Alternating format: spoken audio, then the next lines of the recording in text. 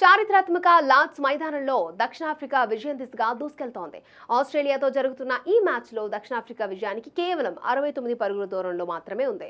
మూడో రోజు ఆట ముగిసే టైంకి ఆఫ్రికా 213 పరుగులు చేసింది. 282 పరుగుల విజయ లక్ష్యంతో బరిలోకి దిగిన ప్రోటీన్ జట్టు ఆచితూచి ఆడింది. తొలి వికెట్ కోల్పోయిన తర్వాత ఈడెన్ మార్క్రమ్, టెంబా బావుమా నెమ్మదిగా ఇన్నింగ్స్ ని స్టార్ట్ చేశారు. తొలి మ్యాచ్లో 0కి అవుట్ అయిన మార్క్రమ్ రెండో ఇన్నింగ్స్లో సత్తా చాటాడు. అనవసర షాట్ల జోలికి వెళ్లలేదు.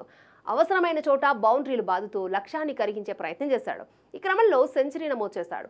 మరో ఎండ్ నుంచి టెంబా బావుమా పూర్తి సహకారాన్ని అందించాడు. బావుమా తన ఫేవరెట్ షాట్లు బాదుతూ స్కోర్ బోర్డుని ముందుకు తీసుకెళ్లాడు. ఈ క్రమంలో 65 పరుగులతో క్రీజ్లో ఉన్నాడు. వీరిద్దరి మధ్య 143 పరుగుల భాగస్వామ్యంతో టార్గెట్ సులువైంది.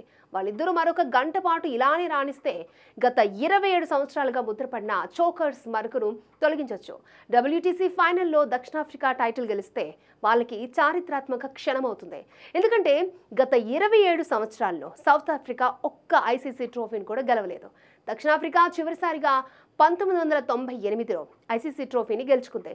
2024 T20 ప్రపంచ కప్ ఫైనల్ మ్యాచ్లో టీమిండియా దక్షిణాఫ్రికాను 7 పరుగుల తేడాతో ఓడించింది.